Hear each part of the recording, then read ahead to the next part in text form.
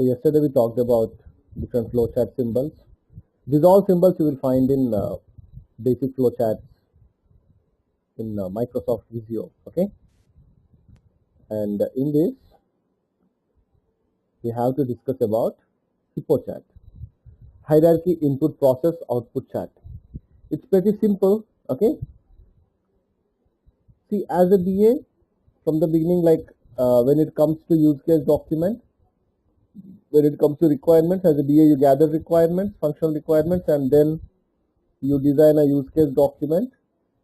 To support this use case document, you designed a wireframe and use case diagram and flowchart. Okay, and also we understand what is a wireframe and what are the symbols we use in wireframe. I mean, we have different symbols, right? Text box, list box, label, calendar, drop down list, and all these things. Okay, and when it comes to use case diagram, we discussed about 4 symbols, that is actor, system boundary, use cases. Okay, where you write the scenarios inside the use cases, right? The round ones, oval shaped ones. Okay, and connections, I mean lines, arrows, you can say, pointers, connectivity. So these things we discussed, and then when it comes to flowchart, okay, we talked about start button, end button. Okay, terminals, parallelograms, that is input output symbols, manual operation symbols, and blah blah process symbols, like this document symbols we discussed. Okay, it's clear. And now we'll look into HippoChat, hierarchy input process output chart. So this chart explains the relation between the requirements. Okay, so the name itself says hierarchy. It's a parent and child relationship, like that. Okay, hierarchy, input output. So you are giving some input, it is giving some output. Okay, let's see how it works. The main system, let's assume the main system is Google. Okay, under Google you have Gmail here as one function and YouTube as another function. Okay, let's assume under Gmail you have 2 sub functions. What are those? One is you can sign in or you can sign up, that is you register yourself. Okay, and when you click on sign in, you click on sign in and you enter the data like username, password, and sign in. Then you can do some tasks, correct? When you log into Gmail, you can do some tasks like, sending an email, reading an email, sending an attachment, moving it to different folder. Okay, like this, different tasks you can do. When it comes to sign up, that is registration process, you have to enter first name, last name, blah blah, all the details, and then you have to register yourself. That is one task, correct? So like this, every function will have different tasks. Okay, because at the end of the day you have to do a task. That is the reason we are designing an application, correct? And a second example, YouTube, another function. In this you have 2 sub functions. Let's assume like one is search for a video. Okay, you can directly search, or suppose if you want to upload a video, then you have to register yourself, correct? You cannot simply upload, you have to log in with your username and password, or else you have to register yourself, then you can upload a video. And you can download also, correct? By using some YouTube downloader software, you can download the videos also, you can upload the videos, whatever you want you can do. So these are the different tasks, right? Searching, uploading, downloading, blah blah, all these things. So why business analysts have to draw this? Because business analyst is explaining the structure, explaining the hierarchy, where it starts and where it ends. Okay, take any example, like one more example we'll take here, online banking. Let's say the main system is online banking, you log into that. Okay, so you have different functions, right? Inside the online banking application, one is account download statement, one is bill transfer, money transfer, fund transfer, one is bill payment. Okay, let's assume one is fund transfer, and one function is fund transfer, one function is bill payment. Okay, so let's look into bill payment. In bill payment, you have different options again. You either you want to pay electricity bill or house rents or insurance plans, or you have to recharge your DTH channels, whatever it is, mobile or blah blah blah blah, right? There are so many bills, utility bills, or all the bills you can pay. So different tasks, right? Those all are correct. So like this. So when you look into fund transfer, so you can transfer within the bank, you can transfer to the other banks, you can transfer to your already registered people, like this. You have different tasks, correct? You can receive money, you can send money, all these things. Like this, you have different tasks. It's very easy. When you design this hierarchy chart, Hippo chart, it's very easy for technical people to understand the hierarchy, and according to that they will design. You got my point? So why they are calling it as input output? Hierarchy you understand. Input output means, see, when you click on Gmail, that is input, it opens a window, that is output. When you click on send button, that is input, it sends to, it moves to participant, okay, that is output, correct? I mean, for every action, for your action, it is also doing some action. So it is input and output, correct? So like this, you have to draw hierarchy input process output chart. How to draw this? Go to MS Visio, software, basic flowcharts, okay? Use these process symbols. That's it. Only one symbol. Process. 2, 3, or no need to drag and drop all the time. Just right click on this, copy and paste. Okay, right.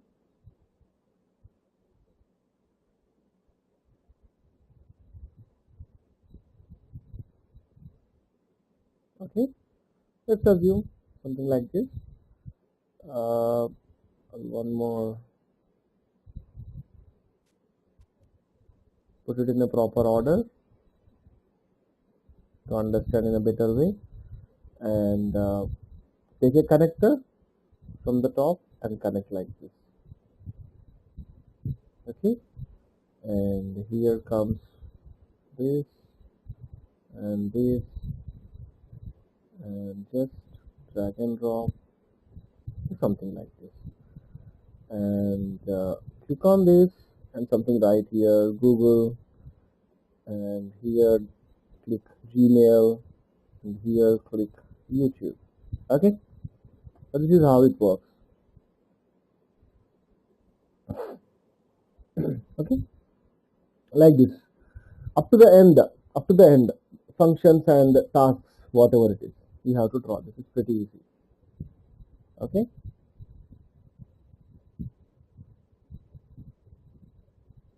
fine.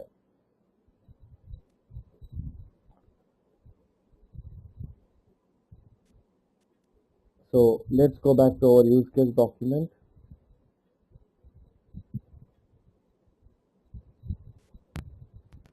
So yesterday we talked about different structures and symbols, right? So now you tell me, so what are the structures we discussed yesterday? Repetition, sequence, okay, and decision and case, correct? So now in this diagram, you tell me what structures we have. I'm not talking about symbols. I want structures.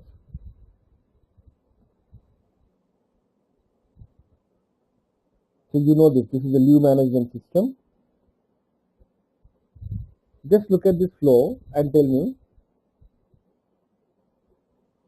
what structures we have.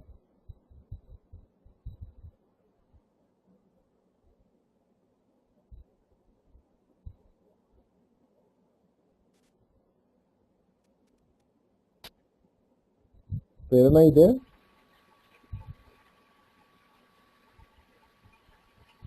Yes, hi Shreyan, I'm here. Okay, you tell me how many structures we have in this. Well, we have process, decision. Um, No, I don't want symbols. I want structures. Yesterday we talked about structures. Do you remember? We have sequence structure, repetition, decision, case, right? right. Have we discussed or not? Yes, right? Then tell me. Then tell me where is the okay. In this we have one repetition. Tell me where is the repetition structure? Repetition structure is the last one.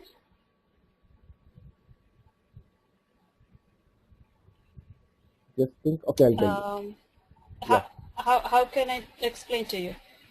It's like this one here says if it is yes, then you go down and no, then you again go back up. Is that the repetition structure? Yes and no means decision, right? Right, but if it is no, then you again go back and repeat the same process. Yes, you are right. I'll tell you.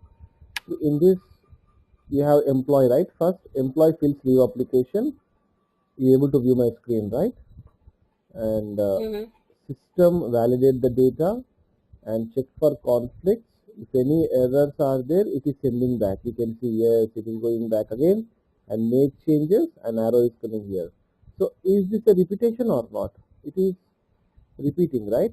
Until unless you enter the Mm-hmm. right data, it keep on sending to employee again. Correct? This the first one, the first box. Fill leave application, validate with data, check for conflicts and make changes. Look at the arrow, it is coming back again. It's rotating, right? This is repetition Okay. structure. You got my point? Okay, that is repetition Of structure. course, Okay. right? Repetition means suppose you entered a wrong password, system will check the Mm-hmm. password. If you enter the wrong password, it will ask you to re-enter it again. It's a loop. Hmm. Until unless you Hmm. enter the right password, it will keep on asking you according to some conditions. So like this is the repetition. Okay, fine. And what about decision? Yes and no. Wherever you find yes and no, that is a decision. Look at this. Yes, if yes, it is coming down. If no, it is going here. And you approved or rejected. Approved or rejected is also a decision. Approved means yes. Rejected means no. Correct? It's a decision. Okay, fine. Now let's look into the Okay, other. so when there is yes and no together, that is more or less like a decision. And when there is yes and then again it goes back in the loop, that is Yes, repetition. exactly. If any line is going back, if anything is going back means it's a repetition only. Because it is repeating. That also will have yes or no. If it is right, then it go forward. If it is no, it will ask you to repeat it again. Sometimes what happens, it simply exits. Okay. If it is exits means exits and stop. That means it's a decision. Hmm. Yes or no. Hmm. Okay, fine. Now look at the second one, second project. This is known as performance management system.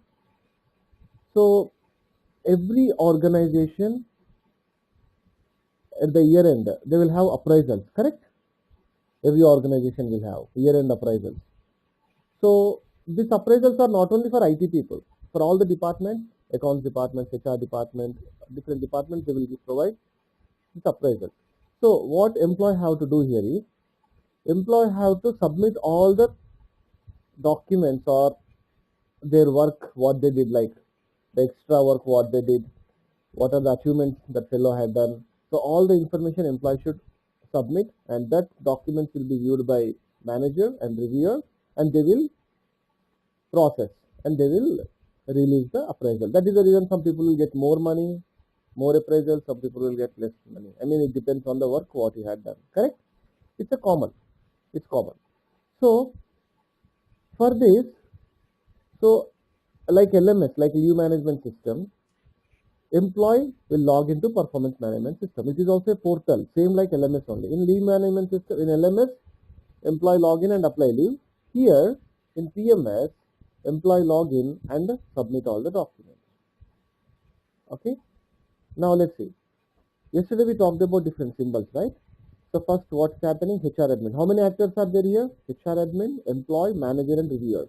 Employee is going to fill the details in the performance management system application portal. Manager and reviewer are going to check the things. Okay. Now first HR admin. Start. It's a start button. It's a terminal. Yesterday we talked. And this is a module. Module means, let's see here, let me enlarge this picture a little. Okay. Create template for year and create background documents. Yes. HR people will create some templates related to different departments. For account department, the design will be in a different way. For IT people, the design will be in a different way. Why? Because IT people document will be having like project name, project manager, project, these all details, right? Wherein accounts people, some other information like this. They create some templates. Inside the template, these people have to fill the information. Okay. And map templates to employees. Yes. It's a process symbol. Okay. So HR is mapping them. I mean, how they map? They put into performance management system. Automatically, when an accounts person log in with his or her username and password, only that account related data will be displayed. Correct? The document, because he is an account. Okay, whatever it is. Then communicate to employees. Then inform to employees saying that, hey, we uploaded the templates. It's an email. Okay, we uploaded the templates. Please log in and fill the applications and appraisal. You'll get an appraisal. That is what HR says. So once employee gets an email, then immediately employee logs into performance management system by entering their details. Then they will set some weightage, KRA, target. What are all these things? Like how many hours they worked, what is the weightage of their work, okay, some points, whatever it is, awards, rewards, everything they will mention here. That's it. Now that data directly goes to manager. Okay, look at this. Okay, submit objectives for approval, and one line is coming down straightly, it goes to manager. Listen carefully. Now manager open and review objectives. Manager will see, right? Each and every employee, manager will verify. Once manager viewed this, immediately a notification email will go to employee, acknowledgement email saying that, hey, your template has been viewed by manager. Okay, acknowledgement. Okay, that's great. Now manager will look into this. Our objectives, okay? Decision, okay? Decision and repetition is also there. Both are in one structure here. Our objectives are okay. Let's say yes, everything is fine, no issues. Employee had filled all the details. Okay, then it is coming down straight. Approve and submit form. Manager will approve it and submit it to reviewer. Reviewer is something like, who checks the background documents. Okay, so two people. Manager will just high level it. Manager will see all the things. And manager means that to related manager. I mean, if you are an IT employee, then your IT manager will look into this. If you are an accountant, an account manager will look into this. Okay, that is the reason we have HR admin here.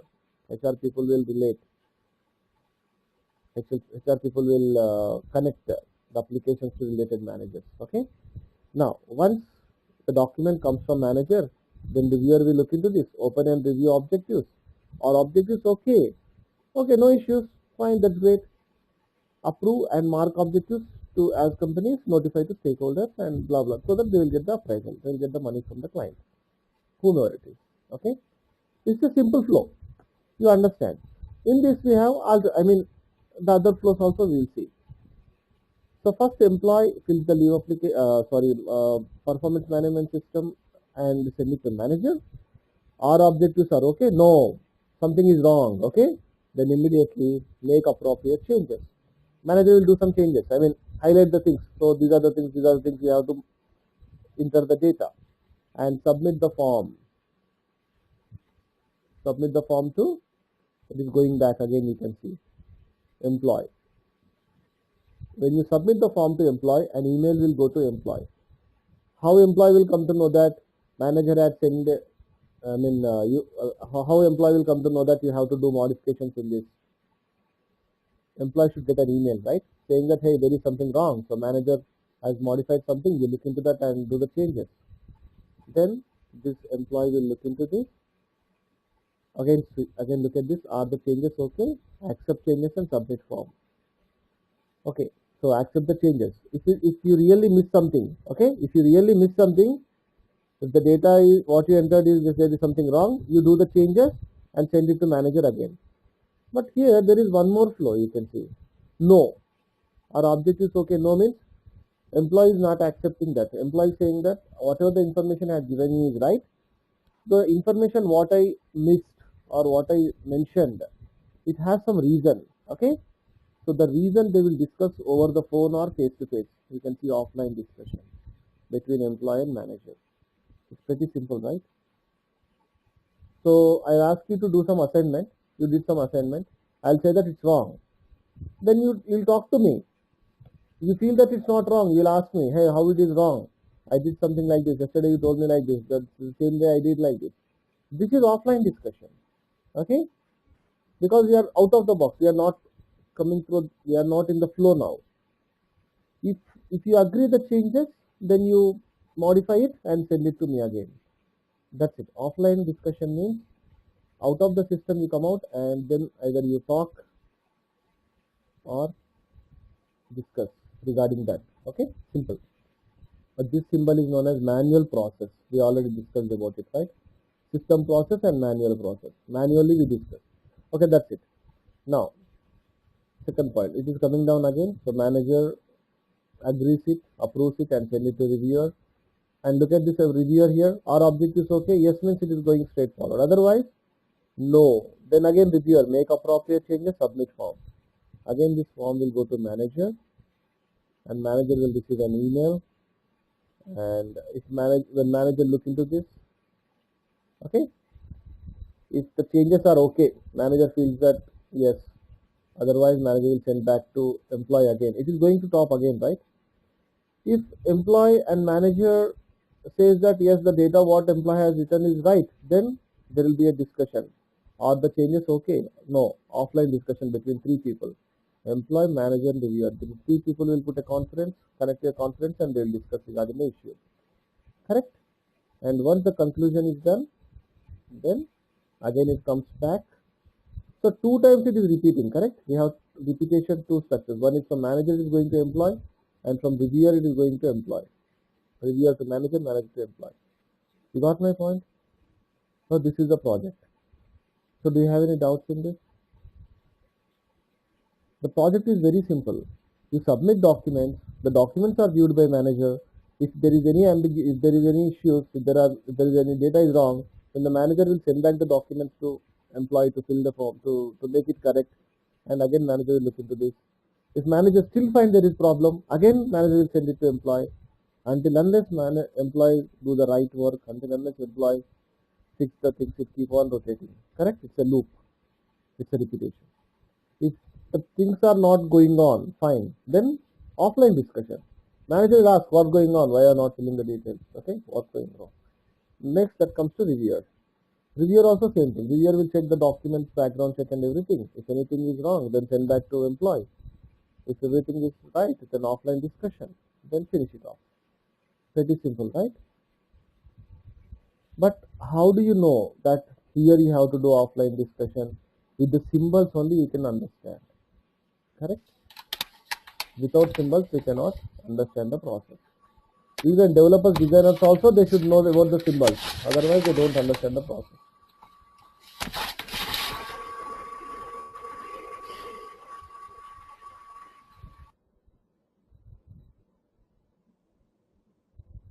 Okay. Prerna, I muted you from my side. Okay. So do you have any doubts in this performance management system? Sonia, are you following me what I'm saying?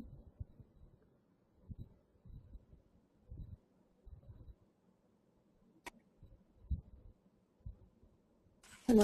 Yeah, yes, I'm following you. Okay. See, if you have any doubts, please ask me, because later no one will explain you again all these things. Yes, actually I wanted to ask you if you can forward me the class links that you have recorded so that I can just go through it on the weekend, because I missed yesterday's class as well. Sure. I'm recording all the sessions. I'll send it to you today to everyone, okay? Sure, thank you. Okay, great. Thank you. Sriram, I have a question. Yes, please. This is not specific to this, but it's a general question. So we've been seeing so many diagrams throughout the past 2-3 days, right? Mm-hmm. So when you write a use case diagram, I mean, when you write a use case, you have to draw a use case diagram, and then Right. you also have to draw these flow charts Correct. and HIPPO charts. So all of these have to be drawn when you're writing a use case, or how is it like? If you Yes. want to give a macro picture, you draw one, and then micro pictures, you draw the others. So how does it go? Okay. See, for functional requirements, you have to draw this. That's it. Not for any other requirements. Only for functional requirements. First, you have to start with use case document. And when you start a use case, before starting the use case document, you have to draw a wireframe. Okay. Because you should know, right, how the application looks like. When you look at the wireframe only, you will understand. Okay. First, you draw wireframe. Then enter the details in this use case document. And when you write scenarios, immediately you have to draw a use case diagram for the scenarios. And once the documentation is done, you have to draw a flowchart. All you have to do, I mean, it will not happen in one day. It takes a lot of time, because first you have to draw wireframe, then you have to show it to client. So client may add some more requirements.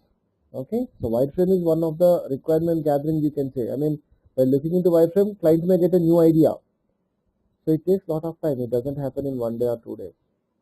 Slowly it happens. Okay, wireframe, then use case document. So many changes. See, first you have to draw some document, then some data you have to add some more, or you have to remove. At last, after all the changes, at last you will come to one conclusion. That will be, you will be sending it to technical team.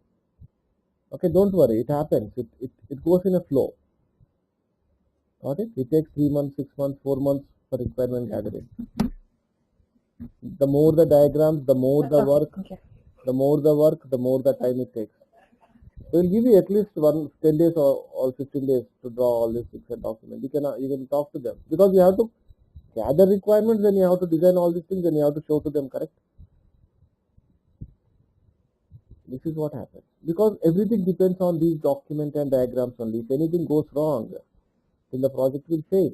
That is the reason it takes a lot of time. So don't worry about that. Okay, thanks. Yeah. And next we'll talk about data flow diagrams today, so that our diagrams part will be done. If any diagrams are missing, we'll do it later. The same, here comes data flow diagrams.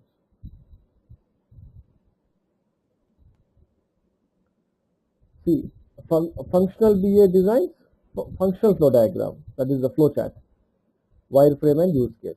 Wherein system analyst will draw system flow chart. You know system flow chart, right? Yesterday we had seen input, output, symbol, program, calculation, and all these things. Correct?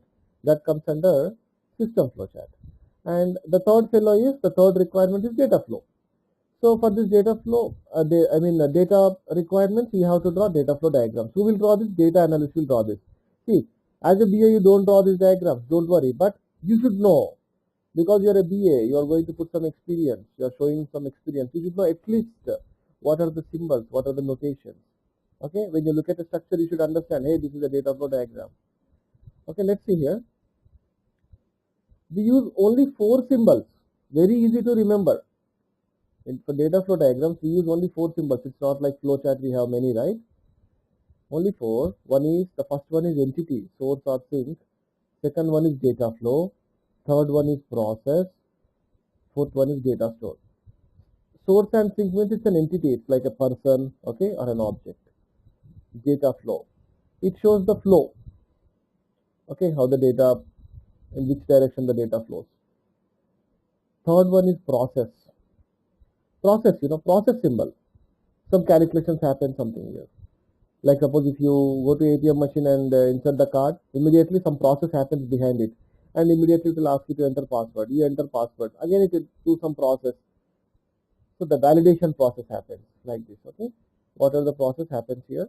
And data store. Data store is nothing but database. Database, because we are talking about data flow diagrams here. Okay, like example I'll tell you. Suppose you log into Gmail. When you enter username and password, from where the data is coming? The data is coming from the Gmail database, correct? So you have to show that flow here. So from where the data is coming, where the data will go, okay, how it works, these things you have to show it here, okay. These all diagrams are useful for technical people. They will look into all these diagrams, then only they will design the project. Okay, so here we have three types of symbols. Very easy, very easy. Okay, nothing. We are not talking about any programming, designing. Nothing we are doing here. We are not writing any big codes. Just understanding the symbols and structures. That's it. Okay. So we have three types of diagrams. One is context level. One is level 1. Level 0, and one is level 1 minus n. I'll tell you all the three. The first one is context level. Look at this diagram. The example is course registration. Okay. So you want to register a course. You want to join in a university. Okay. So what you do? Basically, you are a student. You open a web page. I mean a website or a web page, some university. Okay. And they will give you some login ID, password or something when you register. So first what you are doing? You are registering yourself, like you are making a class request. You are communicating with the course registration, university course registration program. Okay, you are communicating with them. The student is making a class request, and the student is making the payment for the class, and student receives a receipt, and student will get the student schedule also. Like, for example, you applied, you want to undergo business analysis training. So in the middle there are some people in the middle, right? Some process is happening in the middle. So you communicate with them. Those people will. I'm a professor here. Okay. So these people will discuss like, hey, so and so people are available for training. So what about the timings and all these things? They will ask. Okay. According to my feedback, according to my answer, they will reply to student. So one student paid the fee and registered for the course, and the data has stored in the registration. Database. Registration process. You got my point? It's simple, right? Student applying for a course, making the payment, and the information will go to professor, and enrollment in the university register.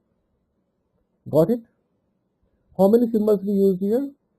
Entity, student, professor, register, and one is process, and one is arrow, that is data flow. Correct? Now look into the second diagram, that is level 0. Now you will understand in a clear way. Here how many processes we have? Only one process, right? The main process. The main process we have here. The main process is subdivided into 5 sub-processes. Okay?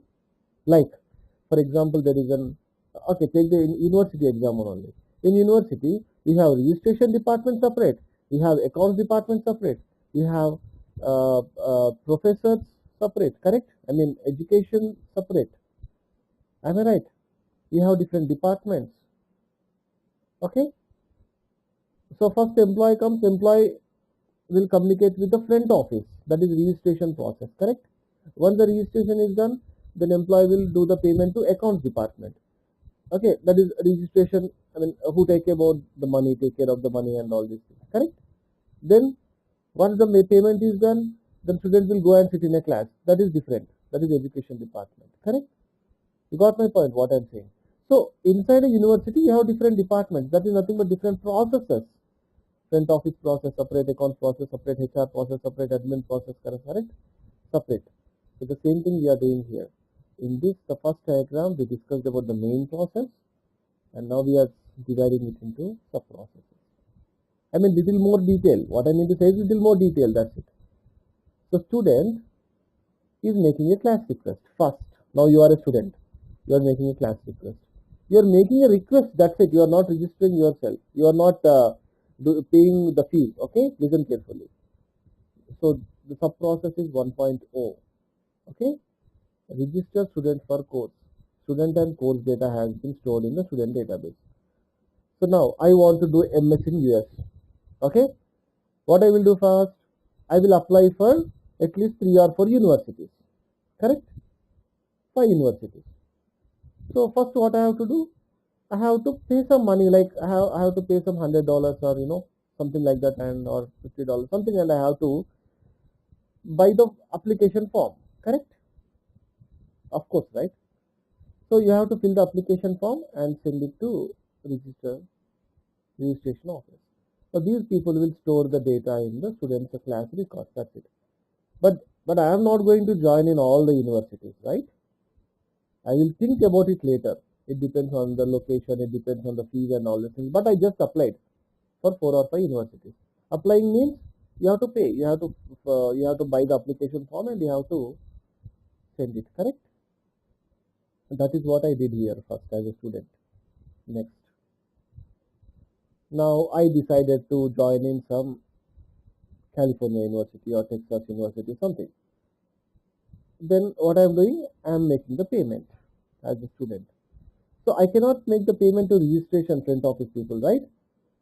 I'll make the payment to collect student fee payment. Payments people, I mean accounts department. Okay, who collect the fees. Now I paid the money, then I received a receipt from the related department. That's fine. Immediately, how I pay the fee? On admission number, on application number, correct? I will not give my details here. So let's say my application number is 10211. 10211 is my application number. Already registered here, right? They will give me a one registration number. I mean application number. On the application number, you have to pay the fee. That's it. So when you paid the fee, what happens? Here, the data from the student class records will come. That means your complete data, first name, last name, because you filled all your details in application form before, right? So all the details along with the fee details will be stored in student payments database. So this is D1, D2 are databases. Because every process will have separate database, correct? Front office will maintain separate register. Accounts people will maintain separate register, correct? And the other department will maintain other register, like that. The register is nothing but database here. We are storing in the systems, computers, hard disks, that's it. Now, the information is passed to student, produce student schedule, timings, and produce class roster to professor, and produce experiment report, register. I mean, information should be passed to professor and student also, right? That's why so person join and so and so duration, and vice versa. Again, this diagram is not clear. I mean, it is not in a detailed way. Still, there is some problem. I mean, it is unable to explain in a detailed way, but you understand something, correct? Better than first one. So why we have to draw these 2 to 3 diagrams like this? You can directly draw a very big diagram, but technical people, they don't understand. If you give you a very big high level diagram, that is the reason we are trying to explain. First, this is the main process. Once they understand this, they will understand the second diagram. And now the third one is what is happening, I'll tell you. Inside this register student for course, again you have different sub processes, correct? Because you have to see that the student is eligible or not, correct?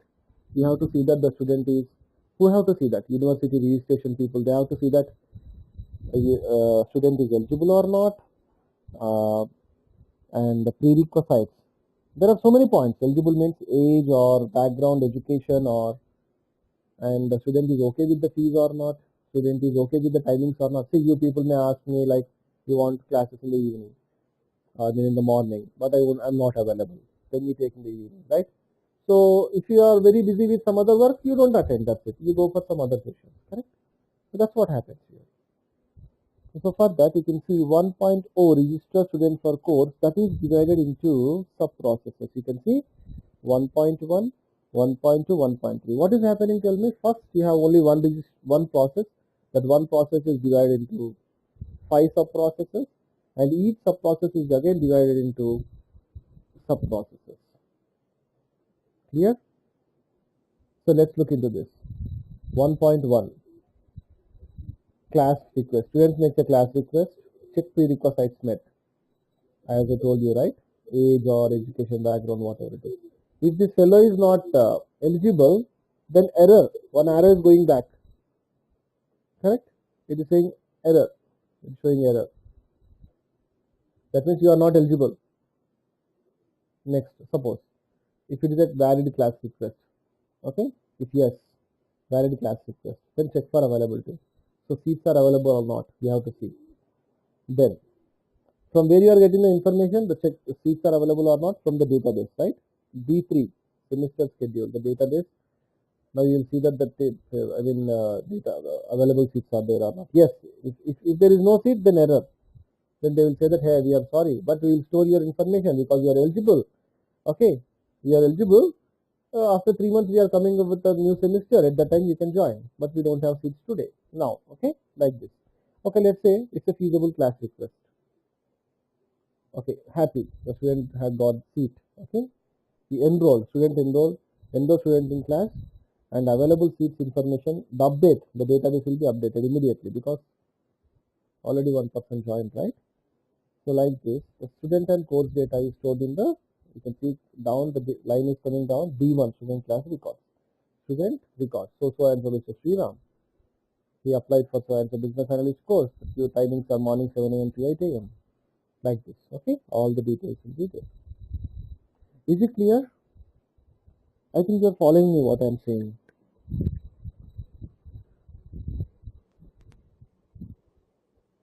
So can anyone tell me what is the use of this diagram? I mean this data flow diagram?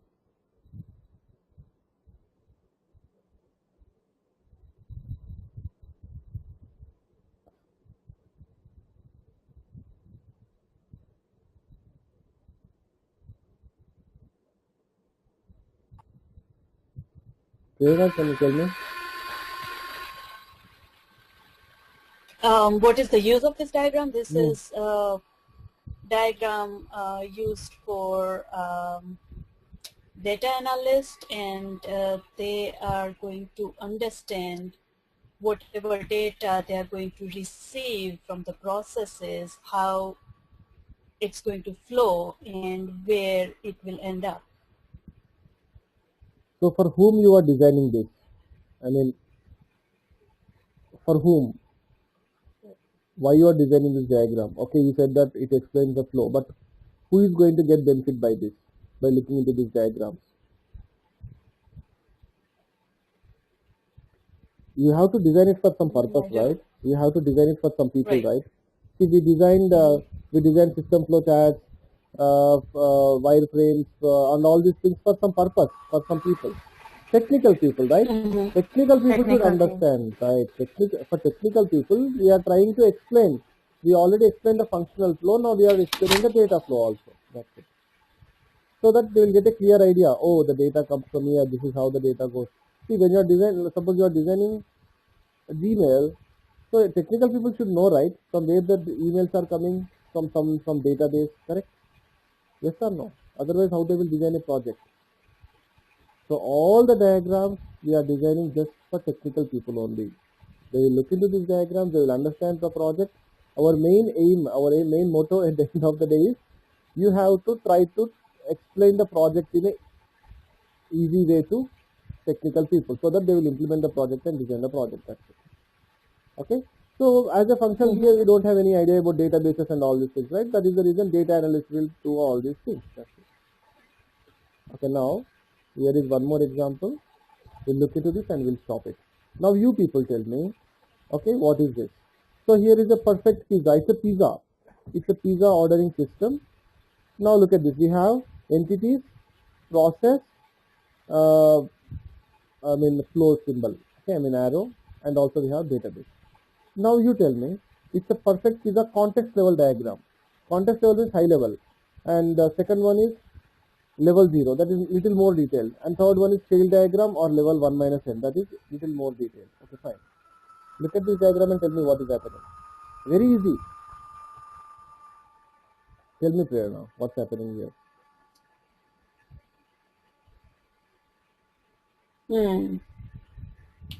Well, when customer place a call to order pizza, it's going to, then the customer is going to provide this information about phone number and place an order and customer information. I mean, I'm just reading it from the chart. I'm not really. Do one thing. If you want to order a pizza, think in that way. You are a customer. So what you do? In that way you have to come. So first what you do, you make a call to a pizza corner, Right. correct? Then what you will do once you make a call, you order, correct? And once you order, they will take your data, like what's your name, your phone number, your address and everything. Information has been taken by the customer order system. Now immediately what they will do, they will send your order to cook. This fellow will prepare the pizza, whatever you ordered, and the information is sent to management. I mean, so and so person, because they have to store in their database, right? So what process, how many sales happened, who buy which pizza, all the details, and your data also stored in. But here we don't know that what is happening. We usually report to management, they said, but we don't know where your data is storing, what's happening, correct? That is the reason we call it as a context level, high level diagram. And immediately this order system is sending information to, I mean, the pizza is ready. Once the pizza is ready, it goes to delivery person. The delivery person will bring it to your doorstep. It's a simple process. And now look into this and tell me now. This is the level O. That means here we have only one process, that is customer order system. But this customer order system is divided into 7 sub processes. So tell me what is happening. You are here on the top. Look into this, take some time and explain me. Pretty easy, nothing to worry here. Think in a real way. If you are a customer, then how it works.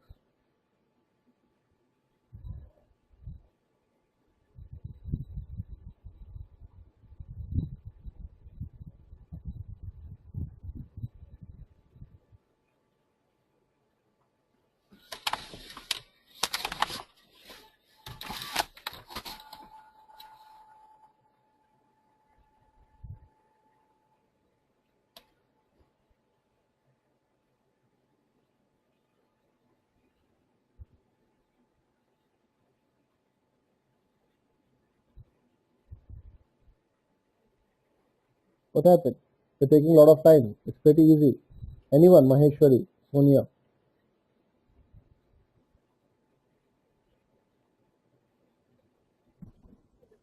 So first, first when you're trying to place the order, it just checks if it finds the customer order, meaning if you're a repeating customer or a new customer. Exactly, perfect. So based on that, if you're a repeating customer, then it just takes the order, and otherwise it goes to add customer record, and it creates a new record for the customer, and then the information is passed, the order is taken, and the delivery order is placed, which is sent to the guy who has to deliver the pizza. And once the order is taken, it creates a history for the customer, like of the previous orders that he has placed so far, like giving him a history of what are his orders that he has placed. And it also simultaneously goes to the sales information, that is the to the management information, or just update the sales that they had. And then once the delivery order is placed, like you also get the discount information, like just in case the customer is eligible for some discounts that is offered that day or any other sort of a thing, and even that information also gets into the sales record. And then so once all this is done, I don't see a connect between cook and yes, actually one line is missing there. Okay, go ahead. Okay, so once all this information is added, the customer's order is placed, then it also goes to the order is sent to cook. Correct. And then they cook the pizza and deliver it. That's it. Pretty good. So what are the databases? So every process you have a database, correct? Like D1, D2, D3. That means sales information is stored in the sales record. Customer history is stored in the customer history record. Customer data is stored in the customer master record. Like this. Okay. So every process you have a database and a process symbol. That's it. So in this way, You got my point. Sriram, I have a question here. So when you see, look at the customer rectangle, it just has some kind of a slash towards the rectangles. Does that mean something? Does that symbol exclusively mean something, or? No. Actually, it's just a box, but it got like this. Nothing like that. Okay. Okay. Just it's an entity. Okay. And, Entity only, because all are entities only, because we have only 4 symbols, correct? yeah. Just And I only- have one more question. Yeah. So when it comes to requirement gathering, do they separate the requirements for the system and what a system analyst has to do, what a BA has to do, and what a data analyst has to do, or it's just that the BA takes the big picture and then the system analyst and data analyst just segregate them and figure out what are the technical aspects behind that they have to follow? Exactly. So these 3 people will involve in a project in the beginning.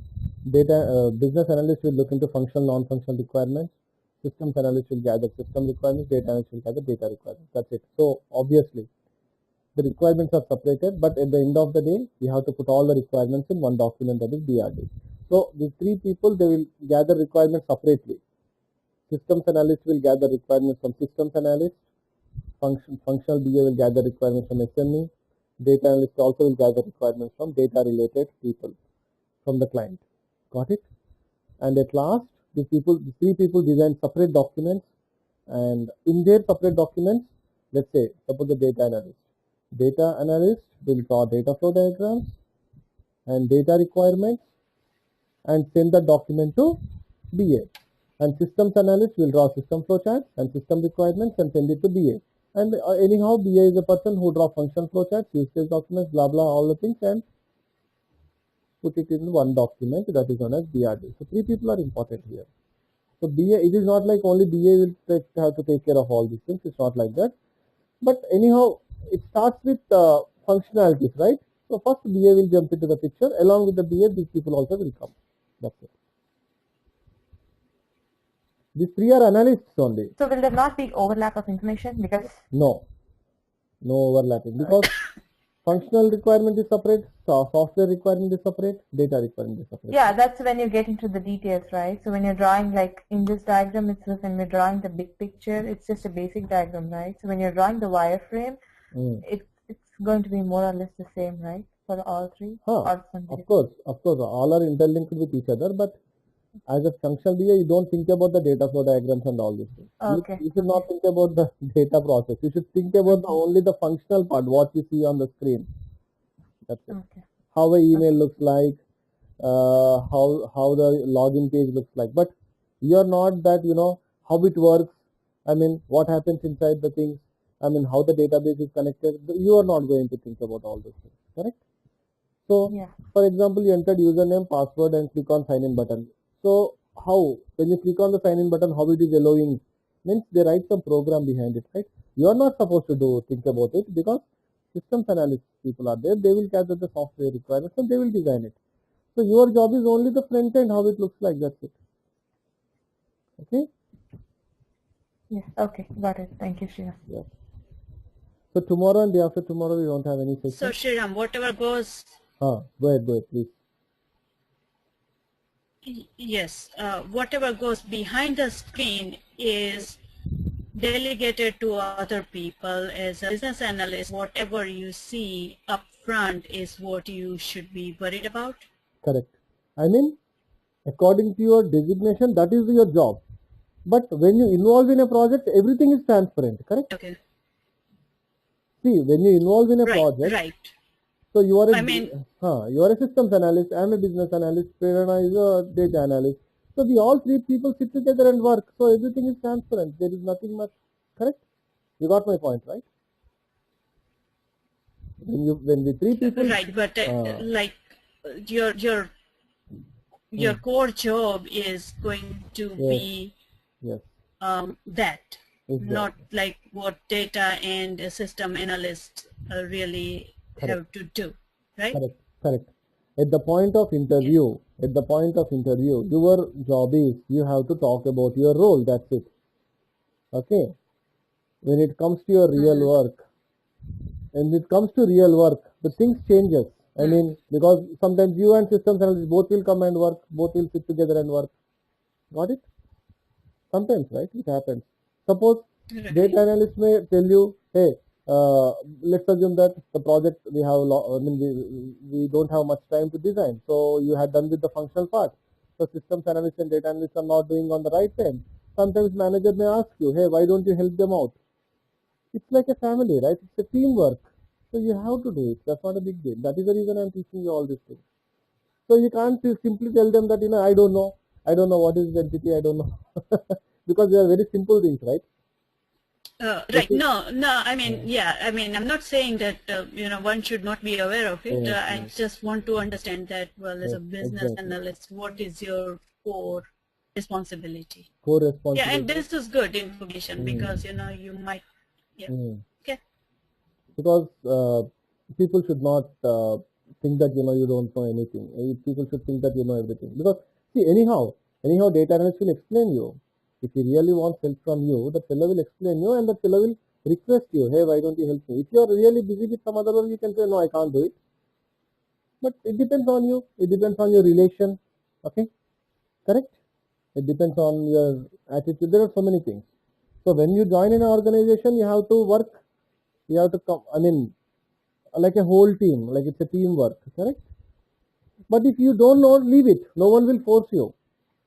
Got my point, right? If you are not willing, leave it. That's it. No one will ask you or no one will force you. No one is going to find you that why you are not doing this. Because this is not your job, correct? That's it. Okay. So I will send you one more data flow diagram. Here it is. Read this, okay? If you have any doubts, let me know. See, we have three types of diagrams, as I told you, right? Context level, level 0, and level 1 minus n. So here is an example of lemonade stand. So this fellow sells lemon juice at lemonade stand. So what happens? Example, think through the activities that take place at lemonade stand. Customer orders, serve product, collect payment, produce product, store product. According to that, we are drawing context level diagram, level 0, level 1 minus n, and at the end, this is what happens. Context level. See, so the process can be a rounded circle or a rounded square. Okay, don't worry about that. In old versions, in old MS Visio versions, we used to go with this rounded square, but people are using these circles now. You can go with any of the symbols. Okay. So this is the main process. I mean, context level 0.0, and in level 0, you have it is divided into 4 sub processes. And in level 1, each subprocess is divided into 3 subprocesses again. Okay, got it? Like this 1.1, 1.2, 1.3, 2.1, 2. That's it. And here are some examples for bus garage repairs. You read it and you have to draw some diagrams. Okay. And CSCB burgers ordering process system. You have to read this, understand it, and you have to draw context level and the other level diagram. That's it. Okay. That's it. I'll send you this document also. Look into that. If you have any doubts, you can ask me. And tomorrow and day after tomorrow we don't have sessions. Okay, we'll meet on the next class. Fine. I'll send you the recordings. Actually, I'm uploading them in YouTube, and from there I will give you the permission, or else I'll upload in Google Drive, and I'll send it to you. Okay, or whatever it is, I'll do it today. Okay. See you. See you in the next class. Okay, take care. Bye. Yep. Yeah, bye bye. Have a great weekend.